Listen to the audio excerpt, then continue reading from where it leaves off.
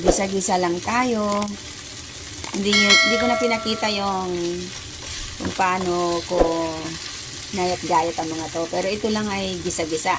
Sibuyas, kamatis, luya, tsaka bawang. Ayun. Nilagyan ko rin ng alamang. Wow! Okay na to. Masarap na.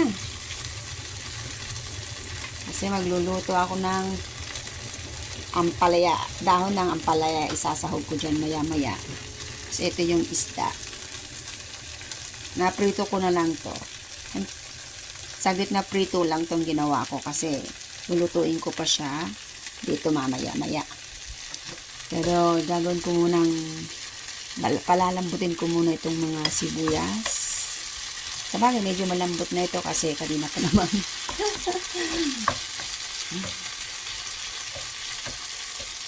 Okay na yan. Kasi lalagay ko na ito. Pwede nang ilagay siguro itong ating isda. Bali yung ulo, ginawa ko sa ulo? Soup. Kinuha ko lang yung kanyang sabaw. Tapos yung isang katawan niya, sinigang ko. Kasi malaking isda to eh. Medyo mahabang isda.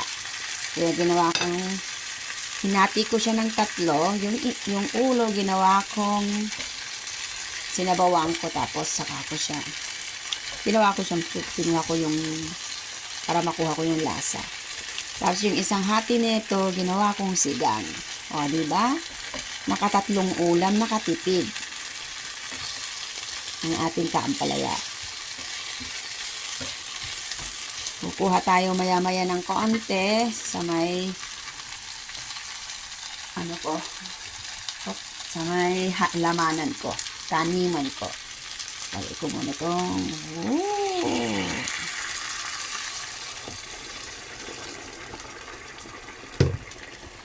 nasa sa inyo na po kung gaano karami ng tubig. Sabaw na ilalagay ninyo. Sa akin kasi medyo maya-maya lalagyan ko pa to. Kasi yung ampalaya ko kailangan yan ng konting sabaw para maluto.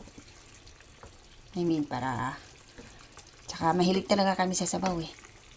4 lang yan kasi 4 lang kami. Ito sa akin yung pinakamaliit. Tulad ng dati. Kasi sigurado ako na ito rin ang iiwan. Kaya minsan nagkukusa na ako nang kukuha sa maliit. Kasi alam nyo na, umiidad na rin tayo. Hindi na tayo pwedeng makakain ng medyo marami-rami.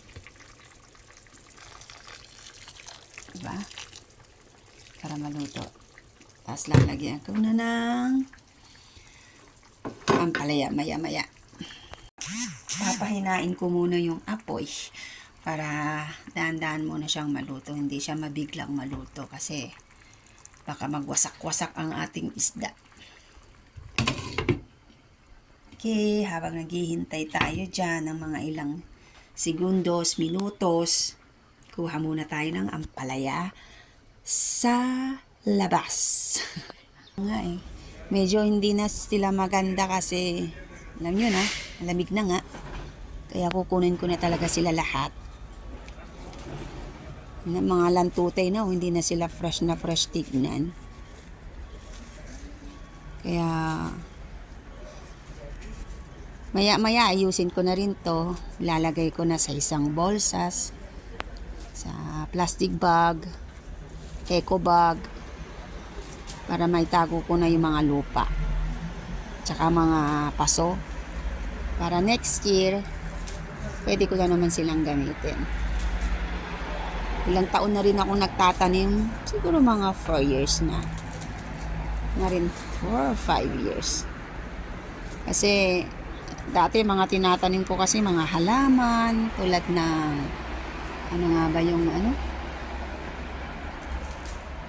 yung mga flowers ba? Yung mga ganun lang. Yung mga tinatanim ko. Hindi ko alam kung anong pangalan nun eh. Yung mga cactus pala. Yung mga ibang cactus. Maraming klase ng cactus eh, di ba? So, yung mga cactus, yung mga cute tingnan, doon ko nilalagay sa salon. Pero nung naisipan ko, sabi ko, magtatanim ako ng kapaki-pakinabang. Siyempre, yung mga cactus, kapaki-pakinabang din kasi nakakainggan nyo ng mata, nawiwili ka rin tignan, nakakatanggal din ng stress. Pero ngayon, mas gusto kong magtanim ng mga ganito, nakakain, para mapapakinabangan. Busog ka na, naaaliw ka pa. Kasi, kada araw-araw, pagdating mo sa trabaho, tinitignan mo na itong mga halaman mo, kung kumusta sila. Minsan nga, kinakausap ko pa eh. Hindi minsan, lagi. Ayan o, hindi na sila lumaki. Hindi na lumaki itong mga ampalaya, hindi na lumaki itong mga dahon. Naging balang-balang na lang sila. Ilocano, balang-balang. Ayan o. Wala na eh. Ito, hindi na sila green na green. Nagiging, anemic na. Ito nagiging anemic na.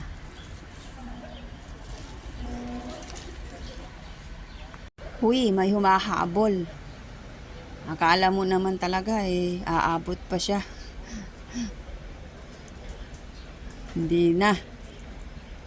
Pero kukunin na rin kita kasi sasahog kita dun sa isda ko.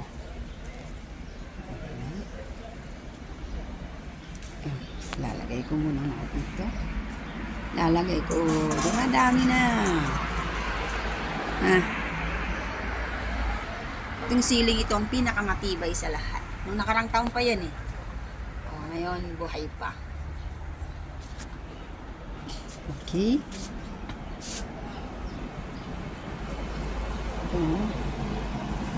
Yelo-yelo na. Kahit hindi sila first tignan, sigurado mapait pa rin to. Di ba? Ayan, last na to. Kasi wala na Uy.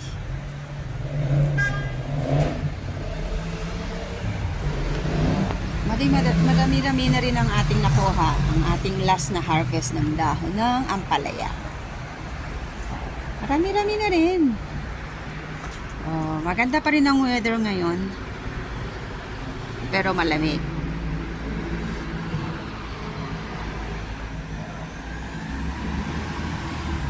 Pero maaraw. Pag nasa araw, mainit. Pero pag nasa lilim, ang lamig. Kaya hindi maintindihan. Ito na yung ating wala nang kadahon-dahon. Meron man, pero mga natuyo. Yan, wala na. Tapos na ang ating harvest ng ampalaya. Hindi mawawala ang aming selfie. Ito na yung dahon. Diba? Last harvest ni ka-ampalaya.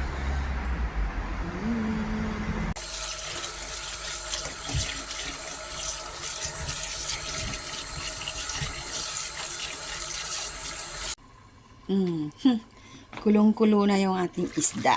Ayan. Amoy ang sarap. Ang ganda na ng kulay niya,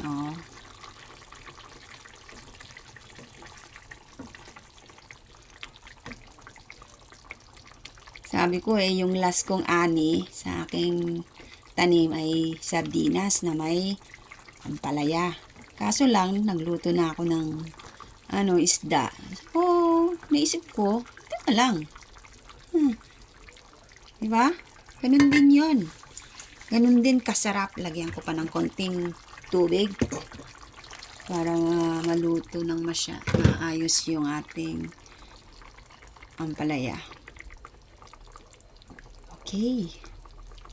Parang naparami ng tubig pero okay na yan.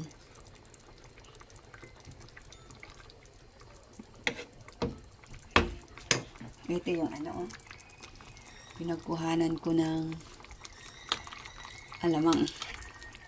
Ngayon, titikman ko. Grabe, ang sarap. Yan ang aking ampalaya. Share ko yung ulam namin nung nakaraang araw. Kahapon pala. Yan, may natira pang tuyo. 1, 2, 3. Ito, hindi yan tuyo. Hindi ko alam kung anong pangalan, pero ito yung tuyo. Kakainin ko maya-maya. Dito ko na lang ilalagay sa may gilid para madali kong makuha mamaya. Isang kuha ko lang, isang subo ko lang yata ito. Wow!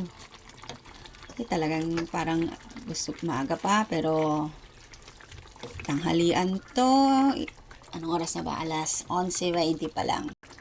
Kasi ang tanghalian dito, alas 3 o alas 2:30. Sa Pinas, halos magsisimula ng kumain sa ganitong oras. Pero ganun talaga.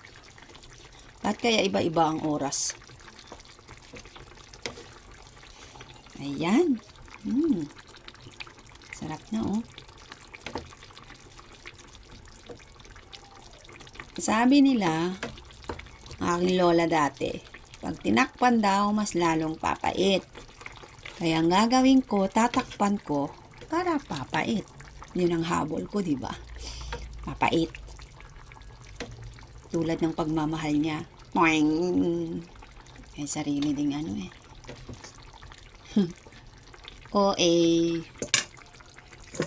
Ay, may ampalayang maliit. Ito. Maliit na ampalaya. Ilagay natin dyan. Okay, tatakpan ko na kasi para pumait.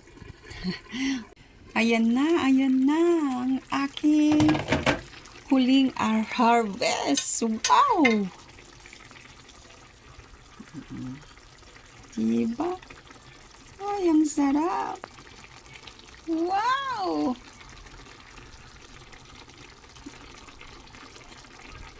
Tingnan na natin, mapait na ito tiyak kasi tinakpang ko nga eh. Ay, grabe, ang pait. Nanunuot ang pait. Ang sarap. Okay, thank you for watching. Salamat po sa mga nanood, nagtiyaga. Kung mayroon man, pwede nyo rin pong gayahin ito. At kayo'y sinisipag din magluto dahil ito'y lutong mabilisan. Lutong walang kahirap-hirap. Pero hindi matatawaran ng sarap. Bye!